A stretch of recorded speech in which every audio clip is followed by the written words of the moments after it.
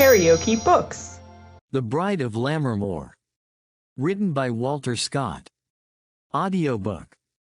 Chapter 3. Over God's forebode, then said the king, that thou shouldst shoot at me. William Bell, Climo the Clea, etc. On the morning after the funeral, the legal officer whose authority had been found insufficient to effect an interruption of the funeral solemnities of the late Lord Ravenswood, hastened to state before the keeper the resistance which he had met with in the execution of his office.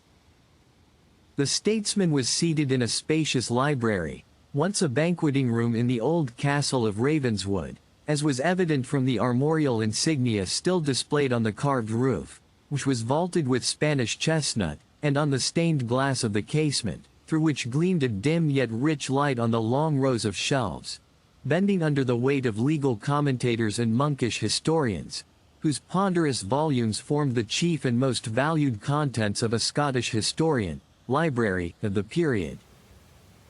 On the massive oaken table and reading desk lay a confused mass of letters, petitions, and parchments, to toil amongst which was the pleasure at once and the plague of Sir William Ashton's life.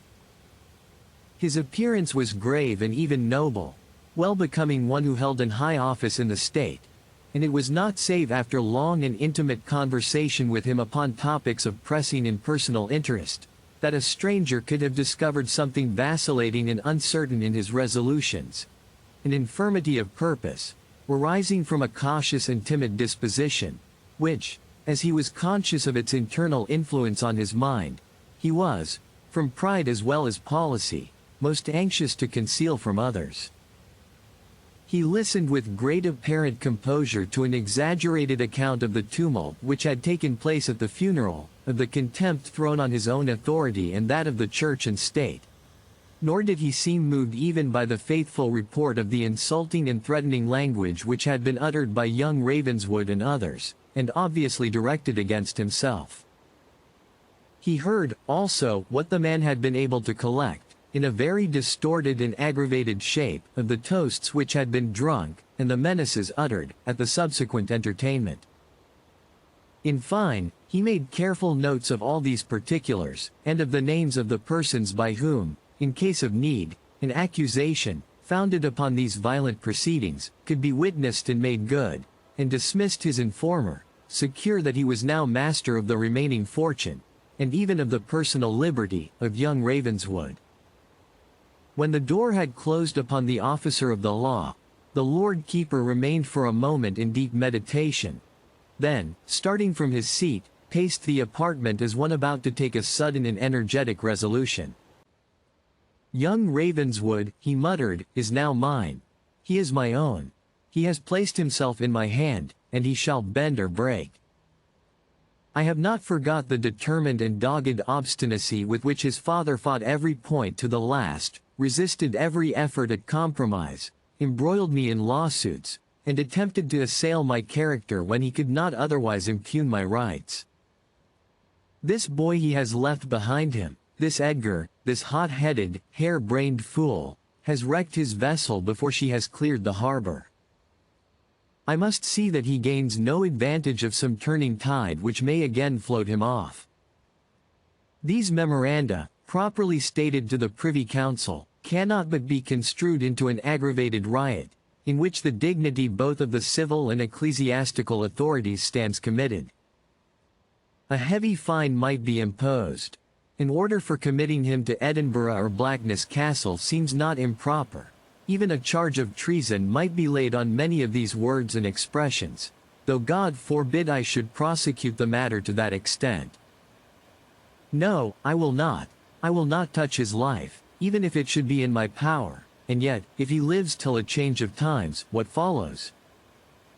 Restitution, perhaps revenge. I know Athold promised his interest to old Ravenswood, and here is his son already bandying and making a faction by his own contemptible influence. What a ready tool he would be for the use of those who are watching the downfall of our administration. While these thoughts were agitating the mind of the wily statesman, and while he was persuading himself that his own interest and safety, as well as those of his friends and party, depended on using the present advantage to the uttermost against young Ravenswood, the Lord Keeper sat down to his desk, and proceeded to draw up, for the information of the Privy Council, an account of the disorderly proceedings which, in contempt of his warrant, had taken place at the funeral of Lord Ravenswood. The names of most of the parties concerned, as well as the fact itself, would, he was well aware, sound odiously in the ears of his colleagues in administration, and most likely instigate them to make an example of young Ravenswood, at least, in terrorem. It was a point of delicacy, however, to select such expressions as might infer the young man's culpability, without seeming directly to urge it, which, on the part of Sir William Ashton, his father's ancient antagonist, could not but appear odious and invidious. While he was in the act of composition, laboring to find words which might indicate Edgar Ravenswood to be the cause of the uproar, without specifically making such a charge, Sir William, in a pause of his task, chanced, in looking upward, to see the crest of the family for whose heir he was whetting the arrows and disposing the toils of the law carved upon one of the corbeils from which the vaulted roof of the apartment sprung. It was a black bull's head, with the legend, "I bide my time," and the occasion upon which it was adopted mingled itself singularly and impressively with the subject of his present reflections. It was said by a constant tradition that a malicious de Ravenswood had, in the 13th century, been deprived of his castle and lands by a powerful usurper, who had for a while enjoyed his spoils in quiet. At length, on the eve of a costly banquet, Ravenswood, who had watched his opportunity, introduced himself into the castle with a small band of faithful retainers. The serving of the expected feast was impatiently looked for by the guests, and clamorously demanded by the temporary master of the castle. Ravenswood, who had assumed the disguise of a sewer upon the occasion, answered, in a stern voice, "I bide my time," and at the same moment a bull's head, the ancient symbol of death, was placed upon the table. The explosion of the conspiracy took place upon the signal, and the usurper and his followers were put to death. Perhaps there was something in this still known and often repeated story which came immediately home to the breast and conscience of the Lord Keeper. For, putting from him the paper on which he had begun his report, and carefully locking the memoranda which he had prepared into a cabinet which stood beside him, he proceeded to walk abroad, as if for the purpose of collecting his ideas, and reflecting farther on the consequences of the step which he was about to take, ere yet they became inevitable. In passing through a large Gothic ante-room, Sir William Ashton heard the sound of his daughter's lute.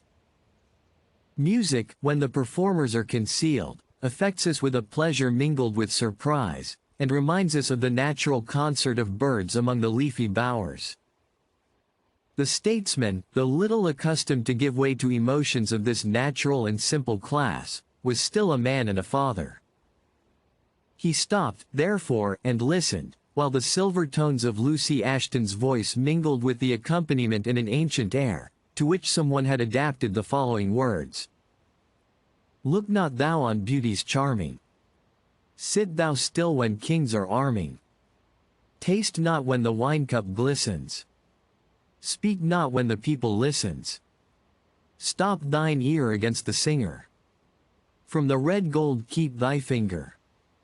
Vacant heart, and hand, and eye. Easy live and quiet die." The sounds ceased, and the keeper entered his daughter's apartment. The words she had chosen seemed particularly adapted to her character, for Lucy Ashton's exquisitely beautiful, yet somewhat girlish features were formed to express peace of mind, serenity, and indifference to the tinsel of worldly pleasure. Her locks, which were of shadowy gold, divided on a brow of exquisite whiteness, like a gleam of broken and pallid sunshine upon a hill of snow. The expression of the countenance was in the last degree gentle, soft, timid, and feminine, and seemed rather to shrink from the most casual look of a stranger than to court his admiration. Something there was of a Madonna cast, perhaps the result of delicate health, and of residence in a family where the dispositions of the inmates were fiercer, more active, and energetic than her own. Yet her passiveness of disposition was by no means owing to an indifferent or unfeeling mind. Left to the impulse of her own taste and feelings, Lucy Ashton was peculiarly accessible to those of a romantic cast. Her secret delight was in the old legendary tales of ardent devotion and unalterable affection, checkered as they so often are with strange adventures and supernatural horrors. This was her favored fairy realm, and here she erected her aerial palaces. But it was only in secret that she labored at this delusive though delightful architecture. In her retired chamber, or in the woodland bower which she had chosen for her own, and called after her name, she was in fancy distributing the prizes at the tournament, or raining down influence from her eyes on the valiant combatants. Or she was wandering in the wilderness with Una, under escort of the generous lion. Or she was identifying herself with the simple yet noble-minded Miranda in the Isle of Wonder and Enchantment. But in her exterior relations to things of this world, Lucy willingly received the ruling impulse from those around her. The alternative was, in general, too indifferent to her to render resistance desirable, and she willingly found a motive for decision in the opinion of her friends which perhaps she might have sought for in vain in her own choice. Every reader must have observed in some family of his acquaintance some individual of a temper soft and yielding, who, mixed with stronger and more ardent minds, is borne along by the will of others, with as little power of opposition as the flower which is flung into a running stream. It usually happens that such a compliant and easy disposition, which resigns itself without murmur to the guidance of others, becomes the darling of those to whose inclinations its own seem to be offered, in ungrudging and ready sacrifice. This was eminently the case with Lucy Ashton. Her politic, wary, and worldly father felt for her an affection the strength of which sometimes surprised him into an unusual emotion. Her elder brother, who trod the path of ambition with a haughtier step than his father, had also more of human affection.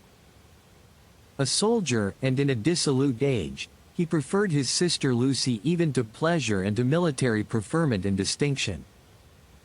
Her younger brother, at an age when trifles chiefly occupied his mind, made her the confidante of all his pleasures and anxieties, his success in field sports, and his quarrels with his tutor and instructors. To these details, however trivial, Lucy lent patient and not indifferent attention. They moved and interested Henry, and that was enough to secure her ear. Her mother alone did not feel that distinguished and predominating affection with which the rest of the family cherished Lucy. She regarded what she termed her daughter's want of spirit as a decided mark that the more plebeian blood of her father predominated in Lucy's veins, and used to call her in derision her Lammermoor shepherdess. To dislike so gentle and inoffensive a being was impossible, but Lady Ashton preferred her eldest son, on whom had descended a large portion of her own ambitious and undaunted disposition, to a daughter whose softness of temper seemed allied to feebleness of mind. Her eldest son was the more partially beloved by his mother because, contrary to the usual custom of Scottish families of distinction, he had been named after the head of the house. "My Sholto," she said, "will support the untarnished honor of his maternal house, and elevate and support that of his father. Poor Lucy is unfit for courts or crowded halls. Some country laird must be her husband, rich enough to supply her with every comfort, without an effort on her own part, so that she may have nothing to shed a tear for but the tender apprehension lest he may break his neck in a fox chase. It was not so, however, that our house was raised, nor is it so that it can be fortified and augmented. The Lord Keeper's dignity is yet new. It must be borne as if we were used to its weight, worthy of it, and prompt to assert and maintain it. Before ancient authorities men bend from customary and hereditary deference. In our presence they will stand erect, unless they are compelled to prostrate themselves. A daughter fit for the sheepfold or the cloister is ill qualified to exact respect where it is yielded with reluctance. And since heaven refused us a third boy, Lucy should have held a character fit to supply his place. The hour will be a happy one which disposes her hand in marriage to someone whose energy is greater than her own, or whose ambition is of as low an order. So meditated a mother to whom the qualities of her children's hearts, as well as the prospect of their domestic happiness, seemed light in comparison to their rank and temporal greatness. But, like many a parent of hot and impatient character, she was mistaken in estimating the feelings of her daughter, who, under a semblance of extreme indifference, nourished the germ of those passions which sometimes spring up in one night, like the gourd of the prophet, and astonish the observer by their unexpected ardor and intensity. In fact, Lucy's sentiments seemed chill because nothing had occurred to interest or awaken them. Her life had hitherto flowed on in a uniform and gentle tenor, and happy for her had not its present smoothness of current resembled that of the stream as it glides downwards to the waterfall. "So, Lucy," said her father, entering as her song was ended, "does your musical philosopher teach you to contemn the world before you know it? That is surely something premature. Or did you but speak according to the fashion of fair maidens, who are always to hold the pleasures of life in contempt till they are pressed upon them by the address of some gentle knight?" Lucy blushed, disclaimed any inference respecting her own choice being drawn from her selection of a song, and readily laid aside her instrument at her father's request that she would attend him in his walk. A large and well-wooded park, or rather chase, stretched along the hill behind the castle, which, occupying, as we have noticed, a pass ascending from the plain, seemed built in its very gorge to defend the forest ground which arose behind it in shaggy majesty. Into this romantic region the father and daughter proceeded, arm in arm, by a noble avenue overarched by embowering elms, beneath which groups of the fallow deer were seen to stray in distant perspective. As they paced slowly on, admiring the different points of view, for which Sir William Ashton, notwithstanding the nature of his usual avocations, had considerable taste and feeling, they were overtaken by the forester, or park-keeper, who, intent on sylvan sport, was proceeding with his crossbow over his arm, and a hound led in leash by his boy, into the interior of the wood. "Going to shoot us a piece of venison, Norman?" said his master, as he returned the woodsman's salutation. "Saul, your honor, and that I am. Will it please you to see the sport?" "Oh no," said his lordship, after looking at his daughter, whose color fled at the idea of seeing the deer shot, although, had her father expressed his wish that they should accompany Norman, it was probable she would not even have hinted her reluctance. The forester shrugged his shoulders. It was a disheartening thing, he said, when none of the gentles came down to see the sport. He hoped Captain Sholto would be soon hame, or he might shut up his shop entirely, for Mr. Harry was kept sae close wi his Latin nonsense that, though his will was very good to be in the wood from morning till night, there would be a hopeful lad lost, and no making a man of him. It was not so, he had heard, in Lord Ravenswood's time, when a buck was to be killed, man and mother's son ran to see, and when the deer fell, the knife was always presented to the knight, and he never gave less than $1 for the compliment. And there was Edgar Ravenswood, master of Ravenswood that is now, when he goes up to the wood, there hasna been a better hunter since Tristram's time. When Sir Edgar hods out, down goes the deer, faith. But we hae lost a sense of woodcraft on this side of the hill. There was much in this harangue highly displeasing to the Lord Keeper's feelings. He could not help observing that his menial despised him almost avowedly for not possessing that taste for sport which in those times was deemed the natural and indispensable attribute of a real gentleman. But the master of the game is, in all country houses, a man of great importance, and entitled to use considerable freedom of speech. Sir William, therefore, only smiled and replied, he had something else to think upon today than killing deer. Meantime, taking out his purse, he gave the ranger $1 for his encouragement. The fellow received it as the waiter of a fashionable hotel receives double his proper fee from the hands of a country gentleman. That is, with a smile, in which pleasure at the gift is mingled with contempt for the ignorance of the donor. "Your honor is the bad paymaster," he said, "who pays before it is done. What would you do were I to miss the buck after you have paid me my wood fee?" "I suppose," said the keeper, smiling, "you would hardly guess what I mean were I to tell you of a condictio in debiti?" "Not I, on my soul. I guess it is some law phrase, but sue a beggar, and your honor knows what follows." "Well, but I will be just with you, and if bow and brach fail not, you shall have a piece of game 2 fingers fat on the brisket." As he was about to go off, his master again called him, and asked, as if by accident, whether the master of Ravenswood was actually so brave a man and so good a shooter as the world spoke him. "Brave, brave enough, I warrant you," answered Norman. "I was in the wood at Tyninghame when there was a sort of gallants hunting with my lord. On my soul, there was a buck turned to bay made us all stand back, a stout old Trojan of the first head, 10-tined branches, and a brow as broad as e'er a bullock's. Egad, he dashed at the old lord, and there would have been inlake among the parage, if the master had not whipped roundly in, and hamstrung him with his cutlass.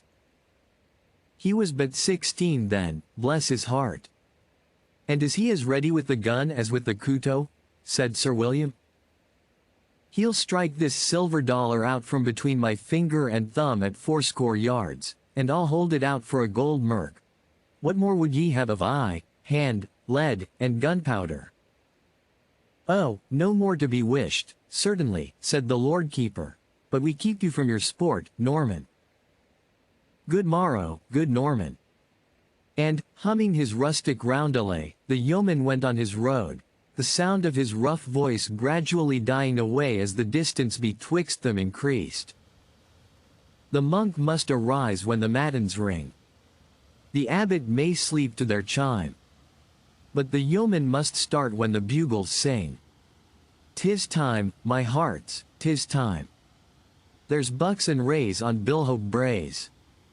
There's a herd on Shortwood Shaw. But a lily-white doe in the garden goes. She's fairly worth them a." "Has this fellow," said the Lord Keeper, when the yeoman's song had died on the wind, "ever served the Ravenswood people, that he seems so much interested in them?" "I suppose you know, Lucy, for you make it a point of conscience to record the special history of every boor about the castle." "I am not quite so faithful a chronicler, my dear father, but I believe that Norman once served here while a boy, and before he went to Leadington, whence you hired him. But if you want to know anything of the former family, old Alice is the best authority." "And what should I have to do with them, pray, Lucy," said her father, "or with their history or accomplishments?" "Nay, I do not know, sir, only that you were asking questions of Norman about young Ravenswood." "Pshaw, child," replied her father, yet immediately added, "and who is old Alice?" "I think you know all the old women in the country." "To be sure I do, or how could I help the old creatures when they are in hard times? And as to old Alice, she is the very empress of old women and queen of gossips, so far as legendary lore is concerned. She is blind, poor old soul, but when she speaks to you, you would think she has some way of looking into your very heart. I am sure I often cover my face, or turn it away, for it seems as if she saw one change color, though she has been blind these 20 years. She is worth visiting, were it but to say you have seen a blind and paralytic old woman have so much acuteness of perception and dignity of manners. I assure you, she might be a countess from her language and behavior. Come, you must go to see Alice. We are not a quarter of a mile from her cottage." "All this, my dear," said the Lord Keeper, "is no answer to my question, who this woman is, and what is her connection with the former proprietor's family." "Oh, it was something of a Nore ice ship, I believe, and she remained here, because her 2 grandsons were engaged in your service. But it was against her will, I fancy, for the poor old creature is always regretting the change of times and of property. I am much obliged to her, answered the Lord Keeper. She and her folk eat my bread and drink my cup, and are lamenting all the while that they are not still under a family which never could do good, either to themselves or anyone else. Indeed, replied Lucy, I am certain you do old Alice injustice. She has nothing mercenary about her, and would not accept a penny in charity, if it were to save her from being starved. She is only talkative, like all old folk when you put them upon stories of their youth, and she speaks about the Ravenswood people, because she lived under them so many years. But I am sure she is grateful to you, sir, for your protection, and that she would rather speak to you than to any other person in the whole world beside. Do, sir, come and see old Alice. And with the freedom of an indulged daughter she dragged the Lord Keeper in the direction she desired. If you liked what you heard, please subscribe to the channel.